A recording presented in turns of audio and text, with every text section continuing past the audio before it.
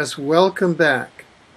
I'm Alfred Lambremont Weber, and we have the extraordinary privilege today to be with our guest, independent scientist, Leuren Moret, who's coming to us from Berkeley, California. Welcome, Leuren. Thank you. How are you today? Yes, good. Good. As I understand it,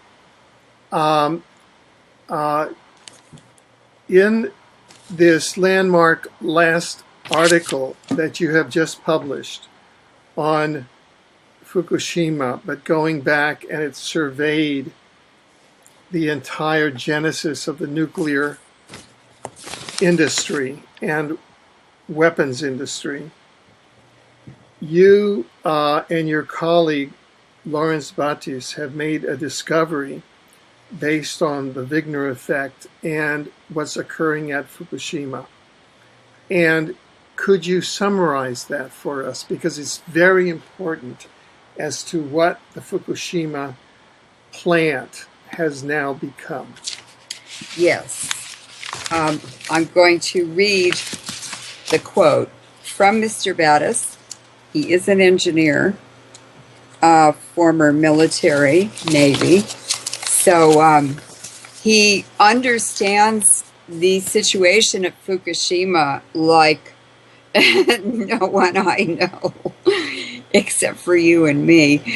But what he called it is, he said the Fukushima is a breeder reactor now for black dust. And he says, quote, "The Fukushima nuclear disaster has created a breeder reactor for the black dust that has been rendered in a fully and optimally weaponized condition." Now, this black dust is very radioactive. Fukushima Daiichi is now a full production facility for a highly weaponized particulate product and optimally weaponized condition. Oh, I screwed it up. Let me start again. Okay. The Fukushima nuclear disaster has created a breeder reactor for the black dust that has been rendered in a fully and optimally weaponized condition. Fukushima Daiichi is now a full production facility for a highly weaponized particulate product and optimally weaponized particulate product. I doubt if you will ever find anything better to render death to an enemy than Wigner dust. Fukushima is an industrial plant for creating the dust, the worst weaponized powder ever created, Wigner dust, with one exception: radioactive nanoparticles. And the process of making this dust is enough to kill the entire planet, much less the continuous dust releases for thousands of years. Well, that's a lot, and it's a very depressing thought. Could you, and it's a very condensed statement with a lot of technical terms, and it's very heavy. So let's back off and let's go through it. What is this Wigner dust? What does it mean? What has happened? All that we know is that we've had a lot of stuff going on around reactor number 4. There's a lot of conflicting information in the media. Yes, it is ready. Yes, it is doing damage. No, it's safe. Yes, it is. No, it's safe. It's impossible to get any reliable information in the mainstream media. Impossible. And it's impossible to really understand what's going on. and it's impossible to understand what's really happening at the plant there. So could you really translate what you just said into what myself and just a normal person in the street could understand? What I'm going to do is go back and go over the physical state of Fukushima now. What happened in the past is past, but the condition of the plant now is going to add additional radiation to our lives and our bodies, and it's transforming the entire planet, the whole global community, the international financial institutions. There's nothing that it is not touching. So I'm also going to give reliable sources. I've been on 20 speaking tours of Japan between the year 2000 and 2010. I spoke and consulted and advised members of the Japanese parliament. I did many press conferences all over Japan with all of the newspapers and media sources. I did 20 speaking tours all over the country. I've been in the nuclear power plants. I've met with TEPCO. I even took Dr. Ernest Sternglass on a 1-month speaking tour in about 2005. And so I know these sources are reliable, and I will be quoting the sources. People can read the paper. There are 100 references. They can go to the original material. This is an education effort to educate the public, the Japanese, the media, whoever is listening. But I know the information is good. Now, Prime Minister Nato Kan was the Prime Minister of Japan, and he was in a budget meeting in the Diet, that's the Japanese parliament, when the earthquake happened at 2:46 p.m. Japan time in the afternoon. And there are images of him in the meeting. Everybody's rocking back and forth as the earthquake's shaking all the chandeliers and everything. And he has been extremely honest in speaking out about what happened, and who would know better than he does? He was there and he was in charge of the country. And what he stated was that all of the reactors, 1 through 4, had melted down by 7 p.m. after that earthquake.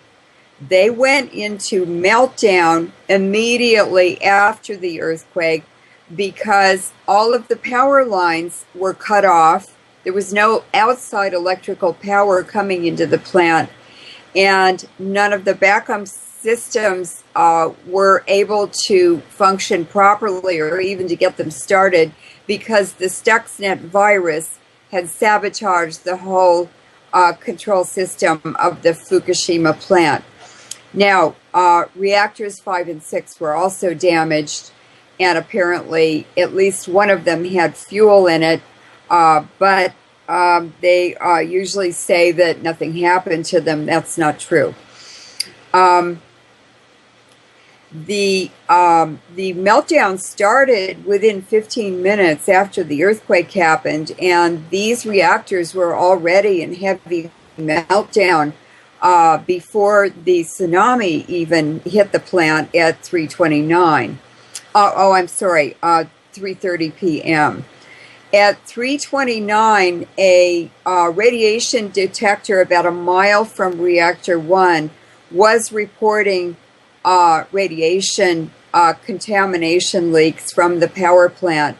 So that means that the reactor fuel was melted and probably fissioning. Yoichi Shimatsu, who was an editor of the Japan Times Weekly, has written a lot about it.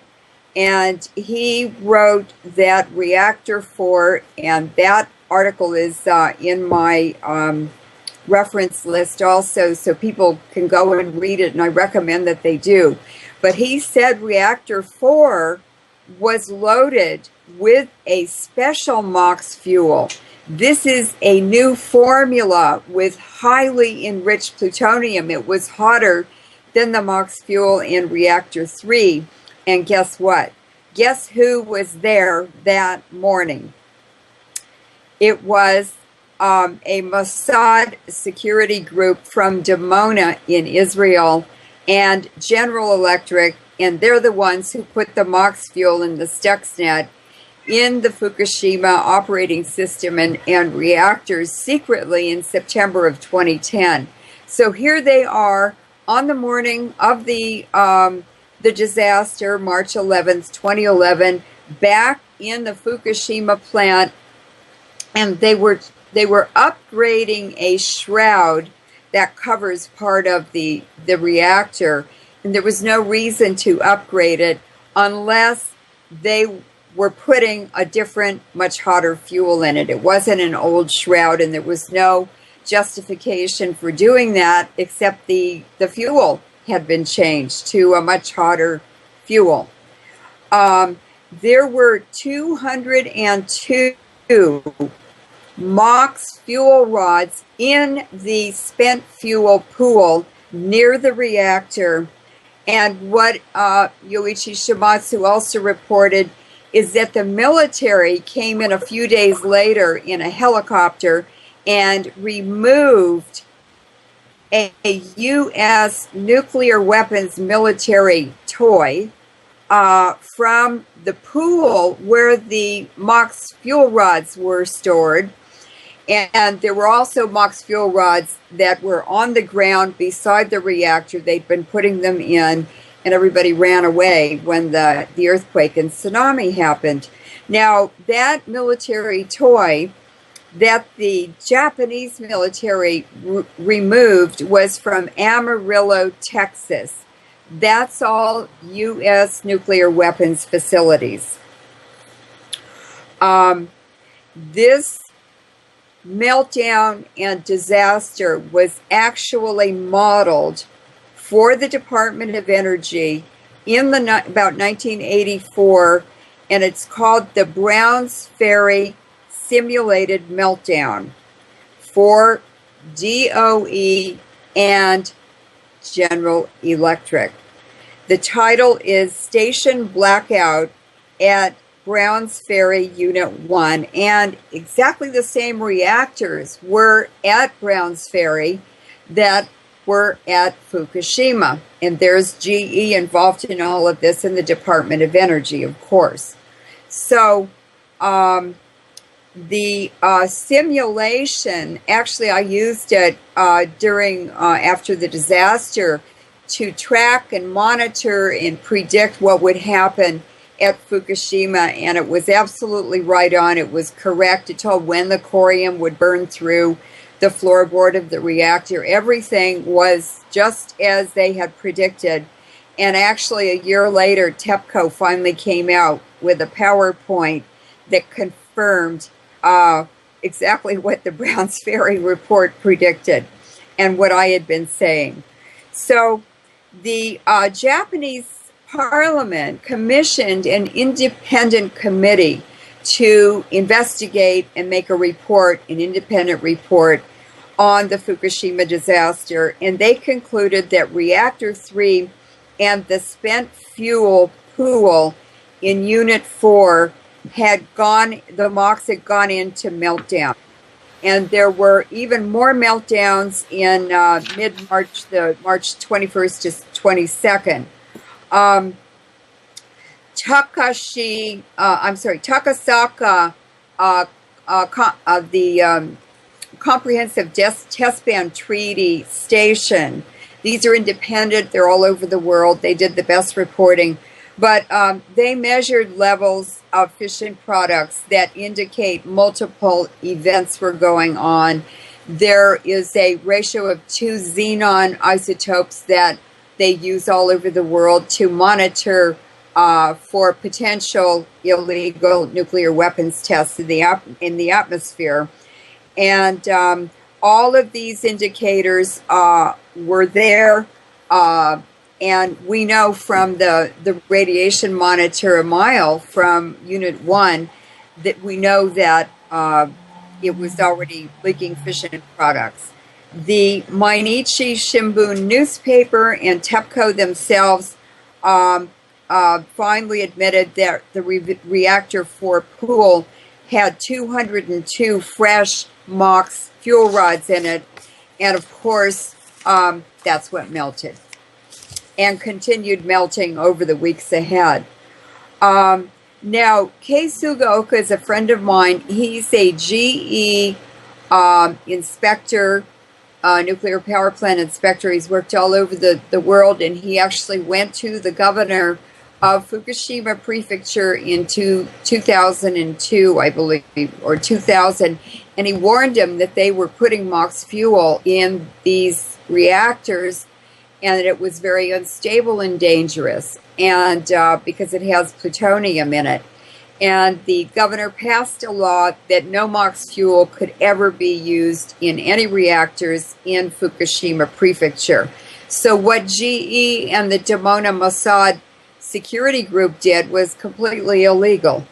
The unirradiated rods, scientists have made statements in the pool. If there's a fire and a meltdown, the plutonium goes into a very dangerous phase where it releases pulsed neutrons, very, very powerful bursts that can go a very long distance. Now, ABC News Australia reported that 4 nuclear power plants near Fukushima had been damaged. And that was Fukushima Daiichi, the one we're talking about, where the disaster happened. Fukushima Daini, which is only 10 kilometers, 6 miles away to the south. Onagawa, to the north of Fukushima, and Tokai Daini, number 2. I heard, because I had Japanese staying here who translated all the news, Japanese news, they told me that at least 7 reactors in Japan had been damaged by the Fukushima earthquake. Now, Russian scientists have now published a landmark scientific paper titled The Fukushima Plutonium Effect. So this puts the Fukushima disaster and the neutron pulsing on the map in terms of the scientific community. It was a new phenomenon. It's different from Sam Cohen's neutron bomb. He invented it. It's different from the China neutron bomb, which they detonated a few years ago. I have photographs of it. And it's different from the U.S. neutron mini nukes. They're called 4th generation nuclear weapons. And they're using these all over the battlefields. They're launched from howitzers for big, heavy artillery. And this is having the effect of leaving the infrastructure there. We know from bomb crater analyses from the attack on Lebanon by Israel that U.S. bombs were used. They were transported to Israel. They had the neutron bomb inside the depleted uranium bunker buster, 2 nuclear wars in 1 bomb. And what happens is the infrastructure is left untouched, but the neutrons have exactly what the Wigner effect has. These neutrons pass through human bodies. They cause radiation-related illnesses and sickness and long lingering deaths. And so it's really an attack on the civilian population without having the radiation fingerprint. They are radioactive, the bomb craters, for about 2 weeks. New York City, the deuterium and tritium fingerprint was found in the aerosolized, dusted everything, collected around New York City for 5 months. And the scientist who was asked informally to monitor 9/11 from a rooftop a mile away with his specialized equipment. His name is Dr. Cahill from UC Davis. He's an expert on atmospheric pollution. And he took his equipment, but he was not asked to do it until that 2-week period was over, when there was evidence of radioactivity. After 2 weeks, it's called neutron activation. The radiation disappears, and it just looks like a normal bomb crater. So this is a very different nuclear weapon. It's using a nuclear power plant as a pulsed neutron weapon source. And it certainly probably damaged those other 3 reactors around Fukushima, and could have damaged more. But also it bombarded the whole population within hundreds of miles. And the USS Ronald Reagan, big aircraft carrier, was 2.5 miles offshore from the Fukushima plant when it blew up. And the Navy certainly knew it was going to blow up. They had radiation monitors that said it was leaking, and yet they sat there until Fukushima blew up. So the whole aircraft carrier and everybody on it was exposed to radiation. The planes were all contaminated. And so it was taken back to the U.S. and out of commission. Oh, the whole crew is sick and dying, and it's just a disaster. But last week, in the last couple of weeks, that would be late May or early June, the news reported that the USS Ronald Reagan had been recommissioned. There's no way to decontaminate it. So they've put it back on the high seas, and I don't know what they're going to use it for, but any troublemakers in the Navy could end up being assigned to that ship, and that would be a real good way to get rid of them, radiation illness. So on March 14th, the MOX fuel melted. It was burning up, and there was a blow up. That was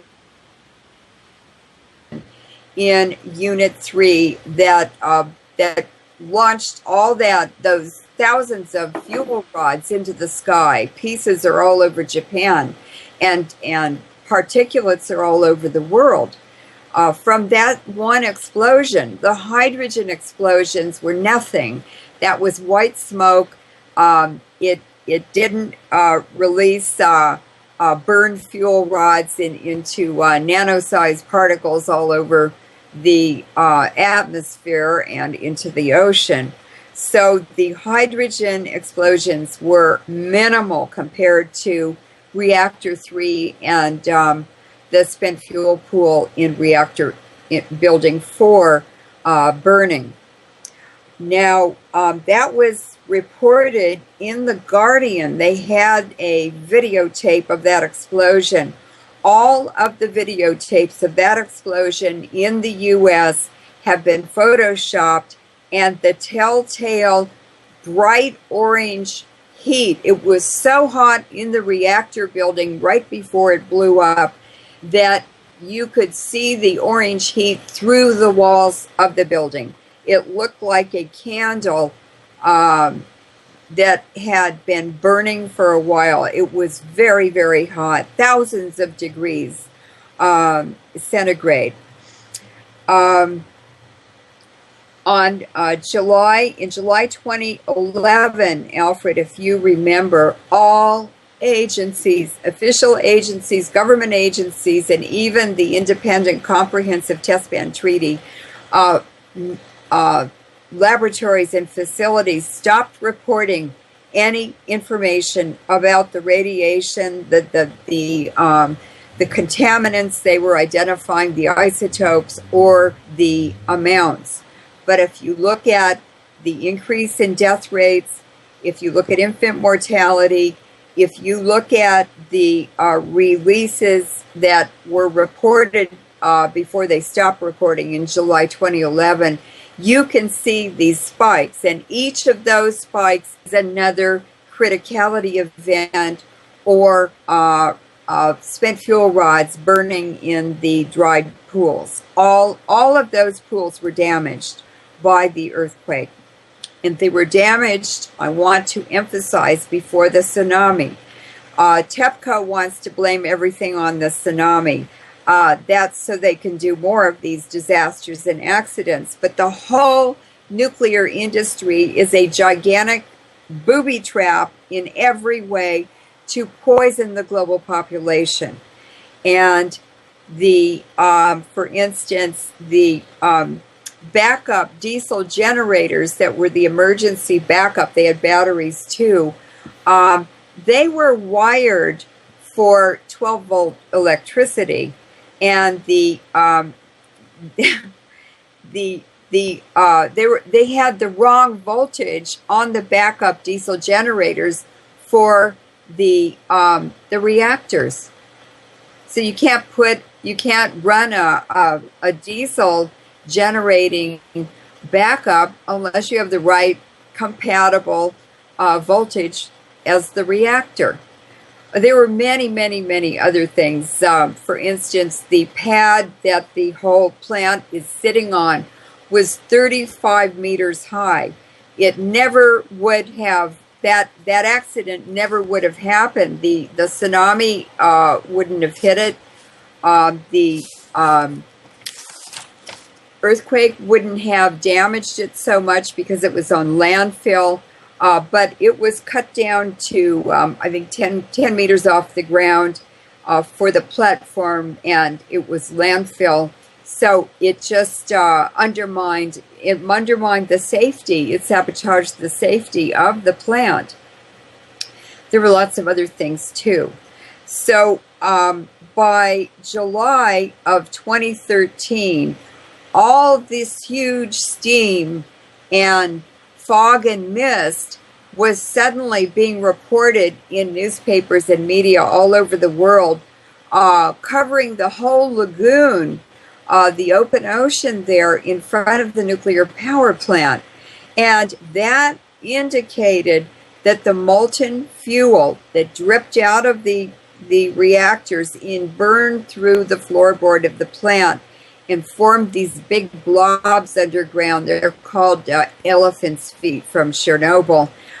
It means that had melted down and then followed the geologic structure subsurface to follow the path of least resistance to the lagoon. And that corium is so hot, it's continuing to fission, that it started boiling the water in the lagoon offshore from Fukushima. That was reported by NHK. There are photos. There's a photo also in the article that we've posted. So, do you have some questions? Well, I'm still working on the original question, which has to do exactly what is this breeder reactor that Okay. the Fukushima facility has now become. What do we mean by a breeder reactor? What is this Wigner dust? What does that affect? Is this being carried worldwide? What are the impacts of that? Yep. I mean, this raises a whole new series of questions, and so Yes. I'm still working on that. I mean, it's very useful, all of this background that you're giving. So Right. that is still what I'm working on. Okay, so, well, let's just ask one question. Who did it? The Tromsø, Norway HAARP facility in Norway is owned by a supranational consortium of countries, and it's called ISCAT, EISCAT. So it's owned by Britain, Norway, Sweden, Finland, Germany, Japan, and China. And that basically is the bankers. And they are transforming the global economy to they're taking down the Western economy. Fukushima is part of the methodology in order to build up, to pump the middle space, which is China and Russia, for a new global economy. So they have to break down the existing one, and that just happens to be us, unfortunately. So now we're going to talk about, I just wanted to mention the hydrovolcanic nuclear explosions. These are underground. They were predicted, and they started in December 2013. They're releasing radiation too. But let's go to the black dust. This is high temperature MOX fuel particulates and nanoparticles, and why they're toxic and how they're toxic. And they're quite different. The particulates that are being formed by the Wigner effect are that's caused by bombardment of particularly metals by neutrons or any of the energy from the nucleus, gamma rays, alpha particles, beta particles, X-rays. All of those come out of the nucleus of radioactive isotopes. And what they're doing is poking holes and making dislocations in the crystalline matrix, the atomic matrix of the metals and all other materials too, by the way, including humans. And it's this was first reported at Chernobyl when the scientists went down after 10 or 15 years into the basement to look at the elephant feet. And they saw this coating of dust, and every time they went back, the dust was thicker. Well, that is from the disintegration of the surface atoms of, for instance, metal. And it just turns it to dust as it eats down through the metal, weakening the metal and brittling it. And this has a very serious implication now, because it means the entire infrastructure of the Fukushima power plant, of Japan, of airplanes, of the entire infrastructure of the planet now is being bombarded daily, nightly, 24 hours a day with Fukushima radiation, and it's breaking down the global infrastructure and the global population, all living things. Now, that's what you call the Wigner effect. Yeah, that's the Wigner effect. Okay, the effect of radiation on matter. Yes. Okay. And so it is creating particulates, dust, particles that are highly mobile. They're very, very radioactive, and they're full of for instance, the fuel rods. There are pieces of them flying all over everywhere. They flew everywhere, all over Japan. Well, they are disintegrating too, and that's releasing particulates that a lot of them have plutonium and uranium in them. That goes into people's lungs. And I can tell you that by 1963, at the end of nuclear bomb testing, atmospheric testing, compared to lung cancer rates in England from 1850 to 1860, before man-made radiation existed, lung cancer has increased by 1963 in Hawaii 17,000%. That's from nuclear technologies. And that's called a pathway cancer. So we're going to see huge increases in pancreatic cancer, lung cancer, mouth cancer, throat cancer, tongue cancer, stomach cancer, colon cancer, all of the areas in the body, the organs and everything, kidney cancer, that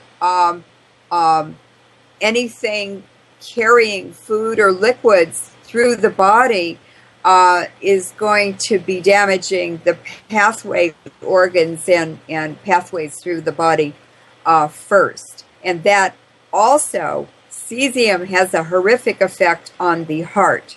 So we have a planet of death and illnesses that is increasing every day. And I don't know what the answer is, but I know that doctors in Japan, yes. No, go ahead. I didn't mean to. I know that doctors in Japan in the Fukushima area put their patients and their families on a macrobiotic diet. It's brown rice, miso, umaibashi, which is salty plum paste. You can buy that in a Japanese store, salty plum paste.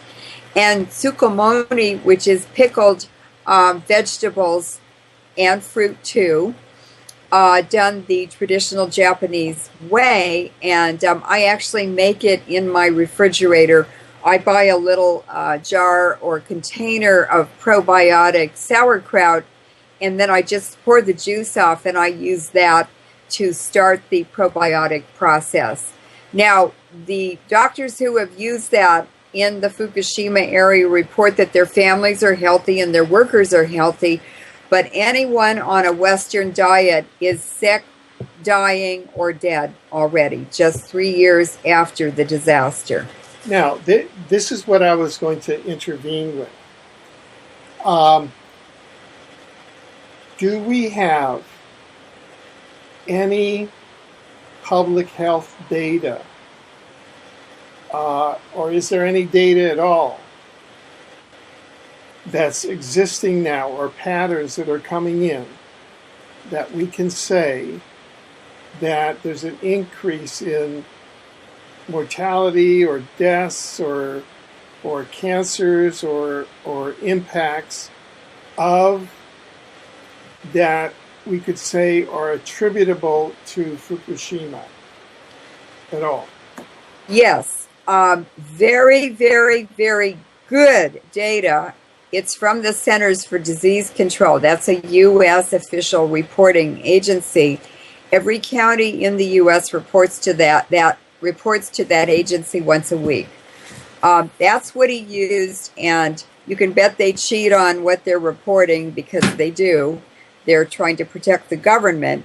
But Robert Soltysik, we call him Bobby One, is a statistician, a very good statistician, and he works a lot with epidemiologists. So he spent months crunching the data from the Centers for Disease Control. And by the end of the year 2011, he had calculated, using CDC data, that, with their numbers, it came out to be 53,000 Americans had already died. These are unexplained death rates that increase, and there's no explanation for them, because you look at the last 3 or 6 years, and if you see a steady trend, you know that a huge stepped increase suddenly in a few months or less than a year is got to be an environmental cause, since it's all over the United States.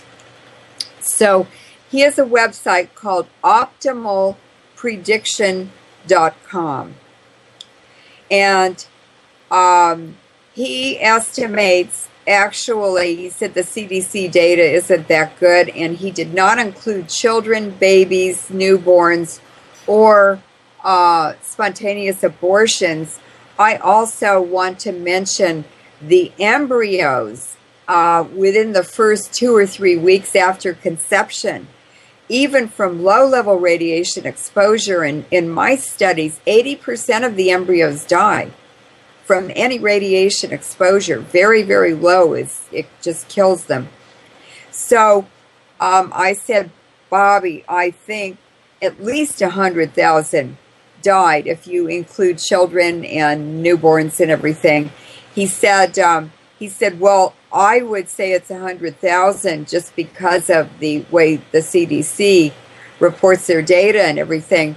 It's very conservative. He said, I would estimate at least 100,000 had died, and that is not including the children, babies, and the pre-birth babies that are still in utero. So they did report on May 6, 2014, in Norway, there's a scientific publication reporting that hot particles from uranium, plutonium, spent fuel were trapped in air filters April 1st to 4th, 2011. And the scientists concluded that this is radiation from the burning or the burning or melted spent fuel and the reactors, the fuel in the reactors. And they said it did not come to Norway across Asia. It came to Norway over the Canadian Arctic or through Canada and the United States. And that would be air masses, the jet stream, whatever. A lot of the air moves from west to east because of the Earth spinning and so forth and so on. So, yes, we do have data on the death rates. When you look at the regions he analyzed, it illustrates what I always say. The radiation levels that people are being exposed to locally depend on weather and geography. And just because you're on the East Coast or in Florida or Canada, in Halifax or whatever, doesn't mean that you're safe. The radiation levels were even higher in one city in Florida and in Pittsburgh than they were out here in California. So it depends on the geography and the weather. How much rain out, and snow also is very efficient at removing radioactive particles from air masses. Now, we have autoradiographs from Japan showing these hot particles in tree twigs and leaves. We have autoradiograph from soil from a temple in northern Japan, and an autoradiograph, a very famous one by Dr. Mori, of a bird. He laid it on this special radiation sensitive paper. Sometimes you have to leave it there for a month. And you could see that most of these hot particles were on the flight feathers on the wings and in the stomach and gut of the bird because the food it ate was contaminated as well as the water. They have also been reported from individual events in all over the United States, Canada, Europe, Australia. This stuff is all over the place, and it's completely mixed in the whole global atmosphere in 1 year. We have a photograph, scanning electron microscope photo of depleted uranium particulates. That was from 1979. That's in my report. And people can see what they look like. They're little tiny round hollow spheres.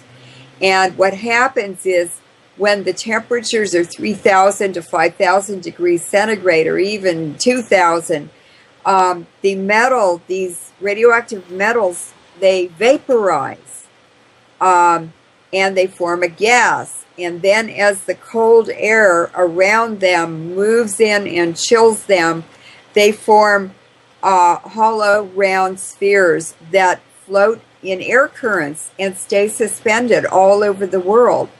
And then you have a whole lot more of them are produced per kilogram of spent fuel because they're hollow inside. So it's a huge multiplier effect, and the chemistry happens on the surface of these particulates. Nanoparticles are much smaller, and you can't even see them under a special scanning electron microscope. They're so tiny. They're a tenth of a micron or smaller in diameter. And they have three very, very, very toxic effects. One is the chemical effect. Uranium, for instance, is a hormone and estrogen disruptor. It can sterilize, it can cause endometriosis, it's feminizing men and masculinizing women because it's disturbing the hormones and the hormonal balance. And then the radiation effect, that's the alpha particle or beta particle and gamma or X-rays that are released from the nucleus of the radioactive atom.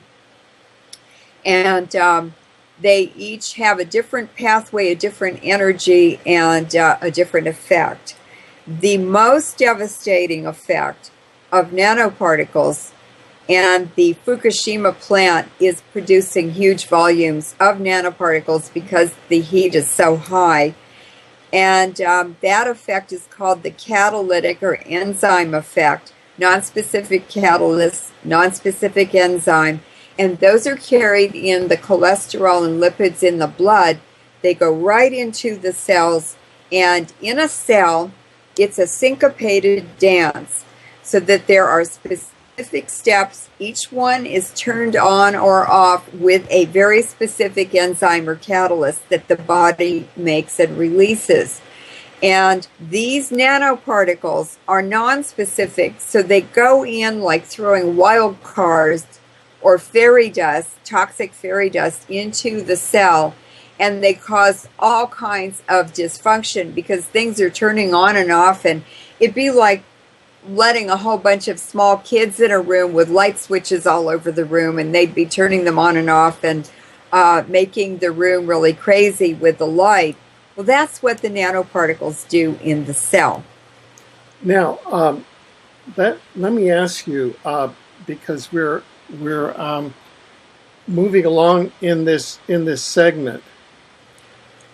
We've discussed, and you've written about, that the purpose of this Fukushima, let's call it weapon of mass destruction, is an intentional depopulation and ecocidal mission to depopulate the planet, to reduce the population, and that even the weather warfare capabilities of HAARP are used to move the radiation around intentionally.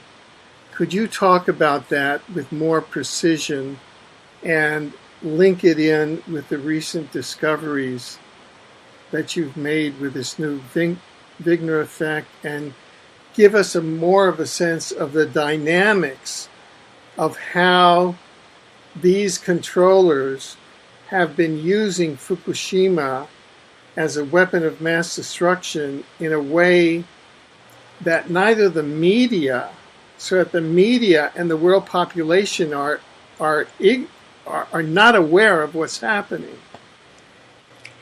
They're not allowed to talk about it either. Yeah. General Electric and Westinghouse own ABC and NBC. So the media is controlled by them. The corporations control them. It's a huge cover-up. But let's go back to Oak Ridge Nuclear Weapons Lab in Tennessee. This is kind of where it started. And it's where a scientist named Dr. Wigner came in around World War II from the Vienna School. He was part of the sort of the Habsburg territories, the Austro-Hungarian Empire, the Holy Roman Empire before that. And this is where many of these scientists came from who are involved in these depopulation programs. Edward Teller, for instance, came from Hungary. He had a Rockefeller fellowship before he was a grad student in Hungary when he got that. and he came through Niels Bohr's lab in Copenhagen and got a helicopter ride into Washington, D.C. Okay, Edward Teller ended up being called Dr. Strangelove for very good reasons. He loved bombs. He loved the hydrogen bomb. He loved destroying people and things.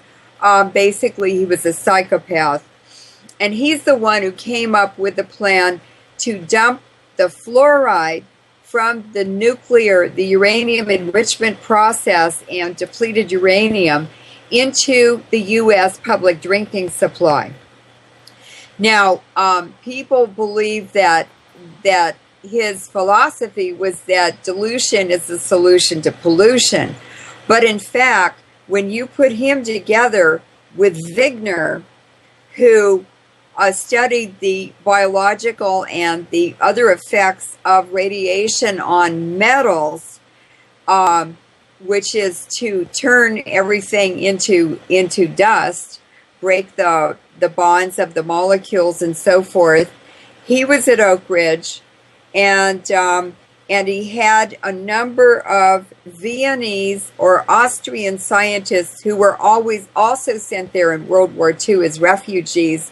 And one of them, after he'd worked at Oak Ridge in the radiation field, he was hired as CEO of Monsanto.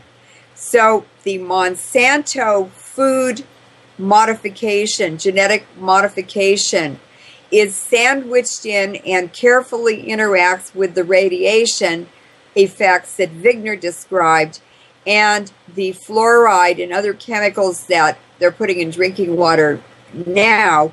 That Teller was the father of that program. So that's pretty much most of these depopulation eugenics programs, even going back to the 1500s, came out of the Habsburg Empire, the Austro-Hungarian Empire. So, so there are those three interacting. It's a ternary weapon system where 1 + 1 + 1 on their own, they're not so bad, or they have modest effects. But when you put them together and people are ingesting those and inhaling them and everything, there's a huge multiplier effect, so you can use less and get a higher kill rate. Now, Putin said a week ago, we will have no GMO food in Russia. He completely banned it. And China this week, the military generals came out and they have banned any GMO food in the military. And guess where that GMO food is coming from in China? It's coming out of the universities. So there it is, the universities again, just setting countries up, setting up populations for these death traps. So now there's a gamma cloud over Fukushima that's coming out of the hundreds and hundreds or thousands of water tanks they put up in emergency to hold the contaminated water coming out of the plant instead of dumping it in the ocean. But TEPCO's already said we're going to dump it all in the ocean. But they are releasing beta radiation and causing a gamma cloud over the whole Fukushima reactor plant, and that's just accelerating the disintegration of the whole infrastructure. There are buildings leaning over. There are cranes collapsing for no reason. Every single day, the workers are complaining that it just gets worse and worse and worse at Fukushima. The Bremsstrahlung effect is from neutrons slowing down, and they release energy that form other kinds of energy. They have effects on other atoms in its energy exchange or flow. Now, the airline industry is right now, it's the first industry that I've been able to track or identify that is really having a lot of trouble more and more every day with the Wigner effect, weakening metals.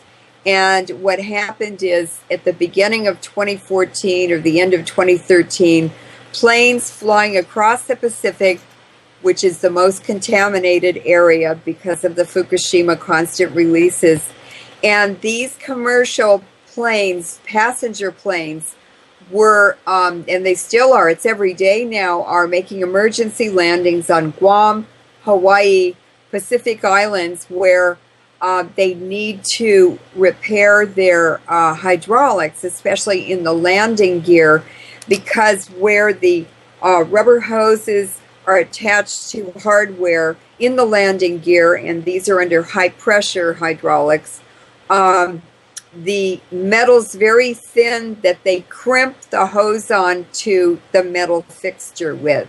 And because the metal's very thin, the Wigner effects have a greater effect than on thick pieces of metal and much faster. We also know that 14 military jets at the Kadena Air Base in Okinawa have been losing pieces in midair. Pieces of the military jets are just falling off the plane while they're flying around. And 4 of them lost windshields. The jet pilots had to land those planes without windshields. The spent fuel pools, the rods, are in very dangerous condition. There are indications that these neutron pulses are happening frequently, releasing more neutrons and more radiation and fission products and Wigner dust and everything into the global atmosphere. And there's a video, TEPCO, from their perimeter camera in my article at the very end of it. And these workers are removing, very, very dangerous job. They're removing spent fuel rods and also the new MOX fuel rods from the fuel pools in reactor 4. The U.S. ordered them to do this last summer. And they're standing there with a crane putting the rod assemblies into dry casks for dry cask storage. And right behind them, there's 6 workmen there. Right behind them, one of the 5 cranes in the background just slowly collapses onto the ground. What if that had happened to, what if that had happened in, well, they were using it, what if they'd been using it on that operation? It just would have been another nuclear disaster. Now, what I forgot to say about the Japanese airline schedules, the domestic airlines, there's Vanilla, I've forgotten what all the names are. Peach Airlines. Yeah, Peach Airlines. They have 4 domestic airlines, and one of them had to cancel something like 1,700 flights until next fall at the earliest because they couldn't get pilots and because of the maintenance on the outside of the airplane didn't go as planned. So basically they've shut their airline down for 6 months. Now the pilots, they can't get pilots because the pilots are dead and dying. This is all over the Northern Hemisphere. I talked to a German pilot. He said some of the pilots are sick, but he said some of them are dead in their 40s, but he said we're all sick, everyone. So I read him a list of diagnoses in 631,000 the 2003 Iraq War veterans just 3 years after they came back. And I stopped reading and I said, do you have any of these symptoms? He didn't say anything. And I said, do any of these sound familiar to you? He said, I have all of them. And he wasn't even 40. Yeah, so this is clearly a workplace hazard because being so many hours in the atmosphere, and being exposed to plumes of radiation in That's the right. atmosphere. Yeah, please continue. Yeah, so we know now that the crews and the pilots, anyone flying frequently, celebrities, Christina Consolo and I did some very good interviews on celebrities who are sick, and some of them have died from, look how much they fly. Look at Kim Kardashian, and she was pregnant, flying all over the world every week or day or whatever. No one should be flying unless they absolutely have to. If you can drive or take a train or a bus or get a ride on Craigslist, people should avoid flying, and they will not let you take your Geiger counter on the plane anymore. By the way, we're going to reserve a segment. We've just now gone 60 minutes, but we're going to reserve a segment toward the end of this program for solutions, because we have to do that both at the personal level and at the macro global level. So let's spend the next 5 minutes sort of summarizing where we are, and then shift into some solutions both at the personal level and then at the societal level that humanity could take to deal with this planetary catastrophe. Well, basically, when you look at the history of nuclear science, nuclear physics, it goes back to pre-1900. And there were Japanese scientists like Matsutaro Shiriki, Yasuhiro Nakasone. I'm sorry. No, that's the wrong one. Just a minute. I'm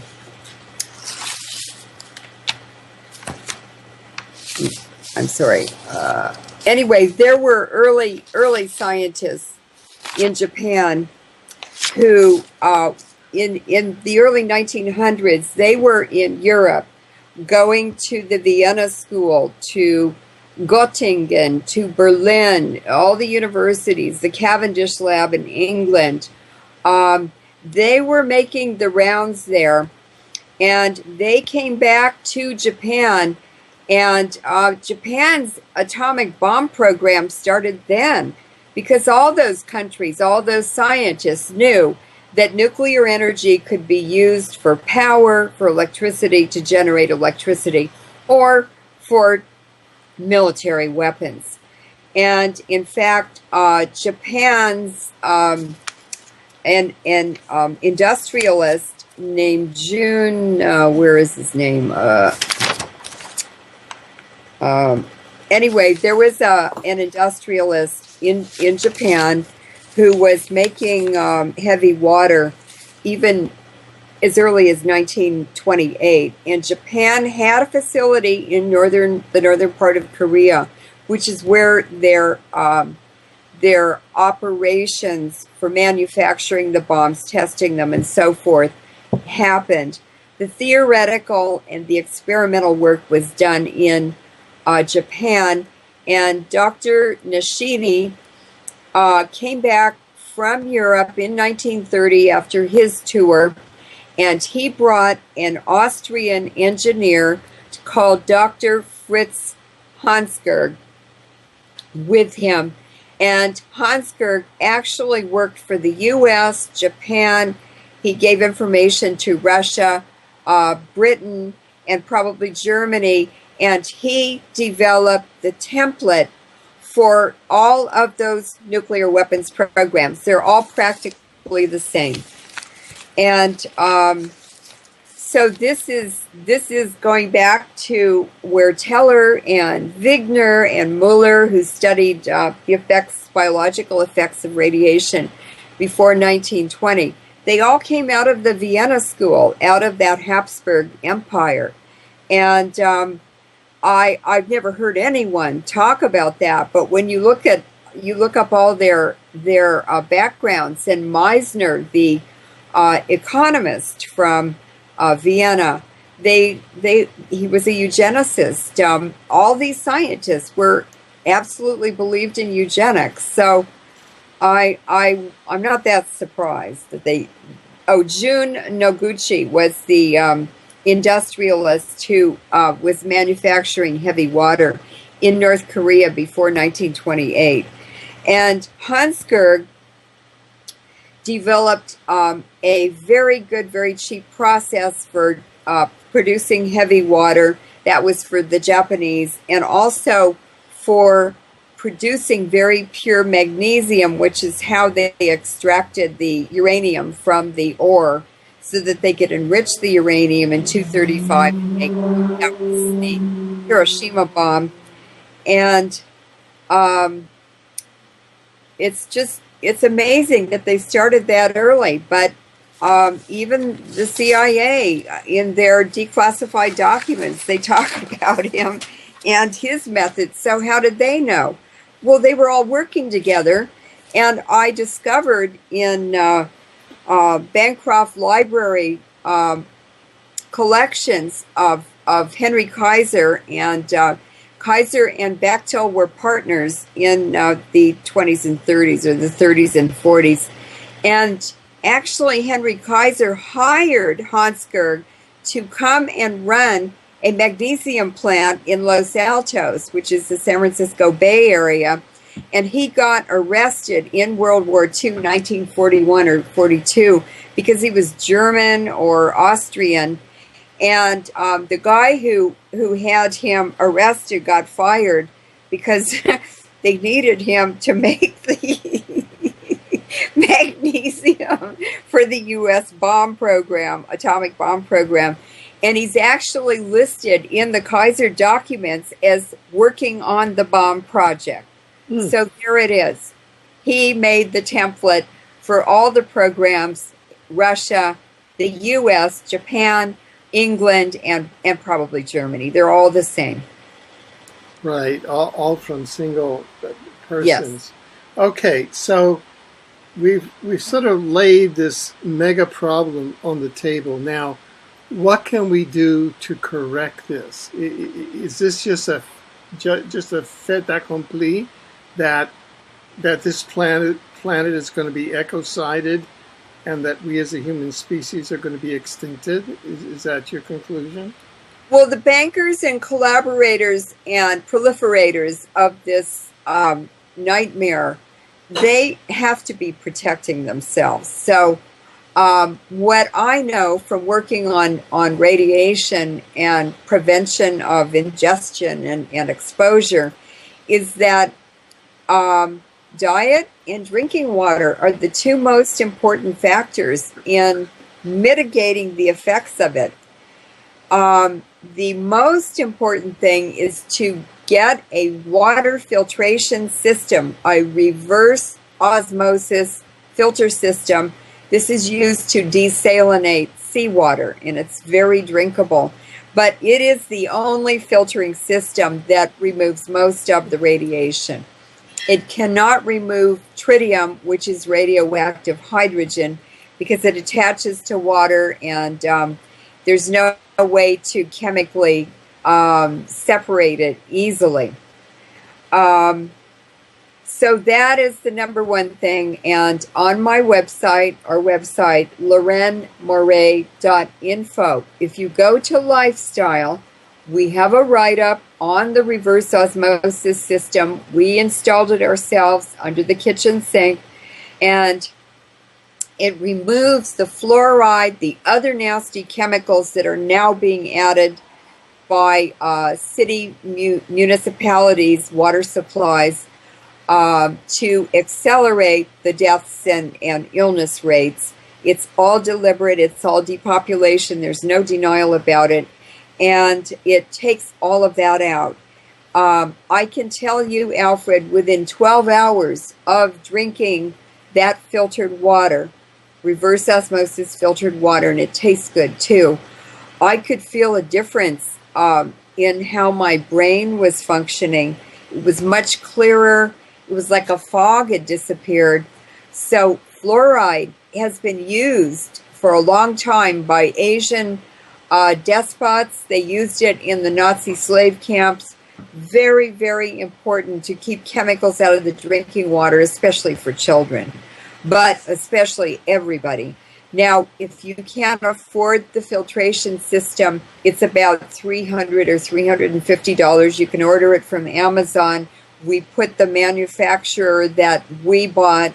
We don't get any profit or anything from it. It's just well researched and it works because we've been drinking it. Costco, apparently, a lot of people complained that it flooded their kitchens. So you don't want to get a cheap one or just grab one off the shelf. You really want to do your homework.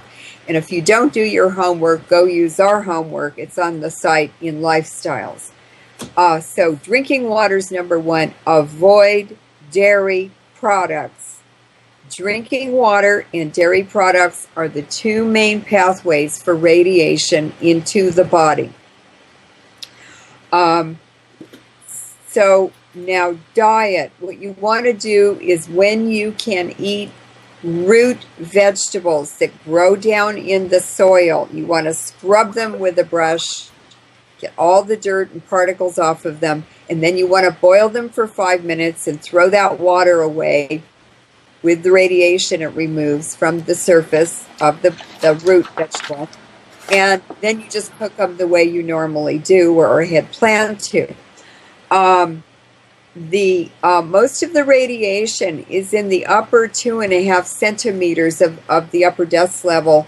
And so don't go out when it's windy, when it's seasonal changes and a lot of dust is blowing around, because that's all remobilized and you're going to inhale it and you'll have lungs full of hot particles, which you sure don't want that. I would be very careful about letting children play in playgrounds and everything on dirt or sand surfaces. You want them to be on grass or asphalt or cement, something where you're not remobilizing loose dust. Another thing is to avoid fires. Don't burn firewood. Don't burn trash. You're creating radioactive smoke, potentially, if the material is contaminated. Now, the Japanese, as I mentioned, found that a macrobiotic diet really, really helps mitigating the effects of radiation. It counteracts the free radicals that are released by the energy of that's dumped along the path of the alpha particle or beta ray or gamma or X-ray. So it's brown rice, soybean paste, which is called miso. It's fermented. You can make soup or hot drinks or anything out of it. It's tasty. And tsukimono, which is the pickled Japanese vegetables, very easy to make. You put them in the refrigerator and let them sit there. Leave the skin on the outside. That's where the good bacteria come from that start the macrobiotic process. And then the fourth component is umaibashi, which is salty plum paste, and also you can eat fruit, lots of fruit, but peel the vegetables if you can. And you want to avoid crops that are grown on the surface. That happens to be salad and things like that. But I can tell you root vegetables are much more nutritional in general than a heavy lettuce vegetarian diet. So at all costs, do not eat anything out of fresh water, rivers, lakes, ponds, or from the ocean. No seaweed, no fish. Freshwater fish live in a smaller confined bowl of water, so they have higher levels of radiation in them than fish from the ocean in general. It depends on how much they're exposed to. Seaweed bioconcentrates radiation especially radioactive iodine, by 15,000 times at least. And also filter feeders, mussels, clams, sea urchins, things like that. They bioconcentrate radiation thousands of times, thousands and thousands of times. And the most important thing is to buy povidone 10% iodine. You can buy it over the counter, or you can ask the pharmacist to order it for you. It's $3.50, $3.50 for a 1 ounce tube of povidone iodine 10% ointment. You rub it on your skin, you rub it on scratches. If you're a diabetic, you rub it on any ulcers.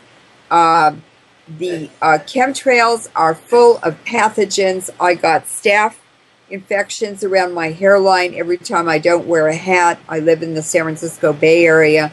They're chemtrailing 5 layers of planes every day all over the Bay Area. I got staph infections on my feet if I went outside barefooted or in sandals.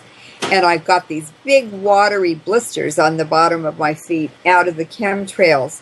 So that povidone iodine kills all staph in 6 seconds. It's deader than a doornail. I also dilute it and pour it over my hair as a rinse when I'm through with a shampoo. And I also wipe my whole face and eyelids and everything with it. This is povidone iodine. This is the tube. And this is from Walgreens. They're cheaper than other outlets for iodine. This is about, how much was this? That one's about 14. You can also find it at Target. Yeah, Target also has this. And that's a lot of iodine. You can dilute it down with a lot of water. And the ointment is the only medicine that I take when I travel around the world. I never go without this. Another thing to drink is lots of green tea. But do not buy green tea from Japan. It's all contaminated from Fukushima. Do not buy any food products from Japan. Now, let's move more to the social level. Okay. What can we do societally to move this matrix death machine to turn the death machine off? The reason I'm doing this is to educate people. I'm a scientist. I'm a radiation expert. I've worked in 2 nuclear weapons labs. I've been on 20 speaking tours to Japan. And I'm doing this out of my concern for humanity. I spent 18 hours a day for 10 years learning everything I could about radiation. And one of the last living Manhattan Project scientists from World War II, Marion Folk, he's in his 90s now, he taught me everything I know in his living room. It was the most wonderful experience, and what people will find is when they begin reading my articles and my information, they become empowered.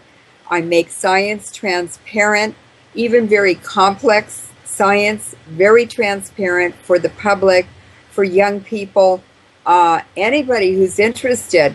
And it's fun because I put the history in and the personalities and all kinds of things I weave into these articles. So they're very informative, but they're really interesting too. And then people can begin writing their own articles using what they learned from mine. And that's a huge force multiplier effect that happened around the 2003 Iraq War. There were all kinds of people using my information. I don't care if you give me credit or not.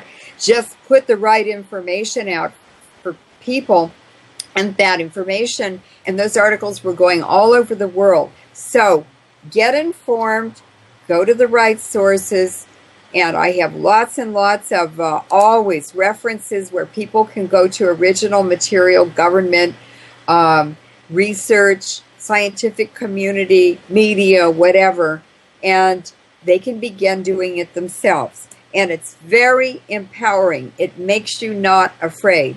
I'm not afraid of anything now. I used to be. But this is the issue that I want to work on because I can. This is my contribution to humanity. And each of us, if we do start out with just a small thing, write a letter to the editor of your local paper or magazine. Just start there. I couldn't believe it. That was the first thing I ever did, and they published it. Well, then I wanted to do more. So start small and just let the path open before you. And all of a sudden, the right people start coming to help you.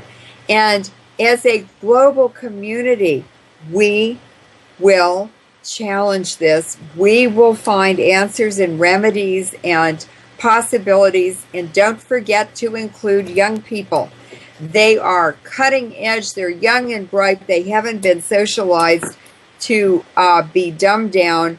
And they're going to have lots of solutions as well. Now, let me take you down this path, or let me suggest that we go down this path. We've had the conversation, in fact, I've asked you, that there is one tool that could begin to reverse the effects of the radiation that's in the atmosphere and on the oceans and on the land masses of the planet from Fukushima and from atmospheric testing and from DU. And that's the HAARP chemtrails weapon system. Correct? That's correct. So it's misapplied. It is science that has been misapplied to benefit the bankers. Yeah. So that would mean that we would somehow either have to reach the controllers to make a decision to apply that weapon system to reverse the radiation, or we would have to displace the controllers from control of that system, then control the system ourselves to reverse the radiation. Those are two options, correct? Correct. Well, why not embark upon that project? That's a project that really turns me on. If more and more people just went out and sat in their front yards in lawn chairs, if more and more people did that so that they were visible, that would be the best way to counteract this of all. What do you mean? All the solutions, that would be the most empowering, non-bloodshed way to rebel against this global extinction. We're all being exterminated. Yeah, so I don't get the connection between sitting on your lawn chair and reversing HAARP. You're visibly noticeable to them. And they don't want the masses to wake up. That's why all the deception in the media. Who's telling the truth like I am? No one. Okay, so what is there?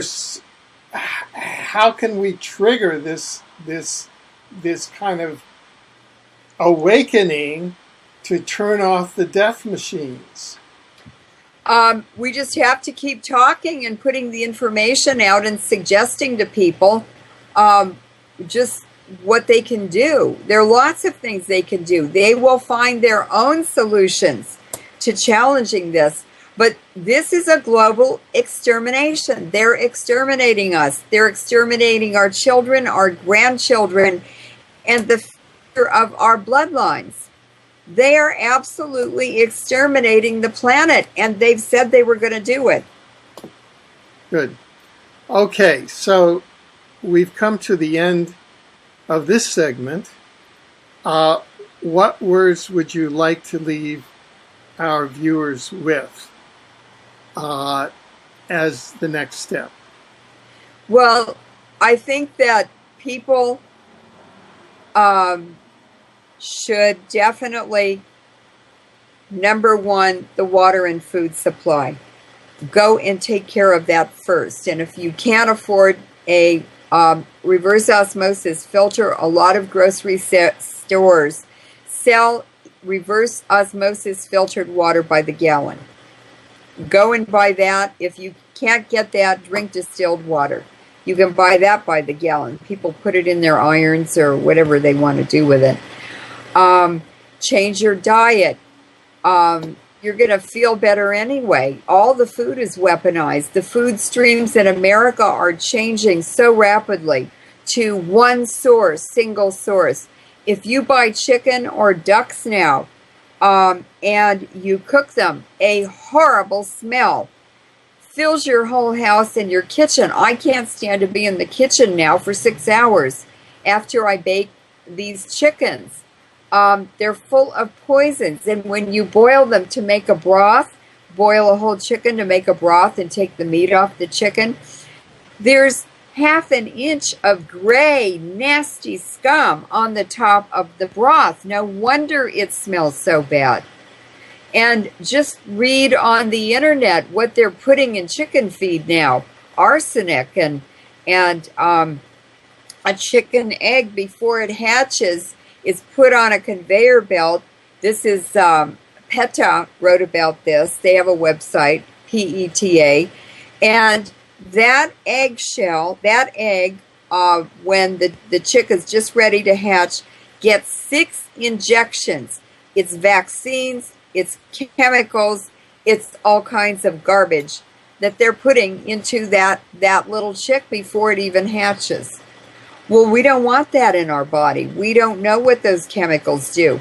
But I have a really good guess. They sterilize you, they make you sick, they poison your organs, and they make you die sooner.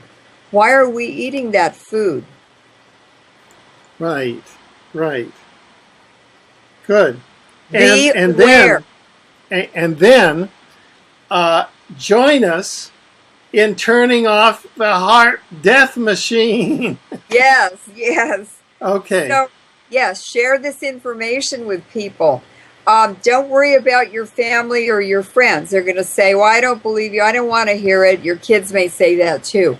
Just tell them anyway, because you know what? Within 2 months, within a year, within 3 years, they're going to come back to you and say, oh, you know, when you told me that, well, I want to know more. Yeah. I saw that happen, or somebody else told me about it, or I tasted that and it was awful, and I remembered what you said. I have a great example. I have a friend who is Japanese American, and I told him when Fukushima happened, I said, go get a Geiger counter and don't eat anything out of the Pacific Ocean from now on. So this was in January of 2014, this year. He called me up in a panic. He said, Leuren, I just couldn't stand it. I love crab and all the stuff inside the shell. It's a delicacy. So I bought a crab and I took it home, and I wouldn't let the butcher cut it up. I wanted to do it myself. He said, so I was cutting it up and breaking the pieces open, and I started to taste it, and I went, oh, wait, Leuren told me, I better test this. He ran in his bedroom and got the Geiger counter and came back to the kitchen. Brrr, that crab was hotter than heck. He wrapped it up to take it back to the butcher to get his money back and cleaned the counters off. He said, I couldn't get the radiation off of my hands, off of the counter. It was under my fingernails. I couldn't get rid of it. He said, oh, I'm so glad I remembered what you had told me. That's why we can't eat seafood anymore or fish out of freshwater bodies of water, because we don't know what's in it. Well, we've come to the end of this segment, and we want to thank you very much for taking time to be with us. We've in the video description section, we have a link to your massive research paper that will give all of the background and documentation to everything that you've said today. And we look forward sure you're joining us again with updates as events develop, Leuren. Thank you, Alfred, and thank you everyone who's watching and has watched this. Please pass it around, and the website is LeurenMoret.info. And the button to push to get this article that I wrote that this interview's about is LeurenMoret.info. Takes you to the homepage, and just click on currents. Those are my current articles, current interviews, and this interview will go up there as well. Thank you very much. Yeah, thank you, Leuren.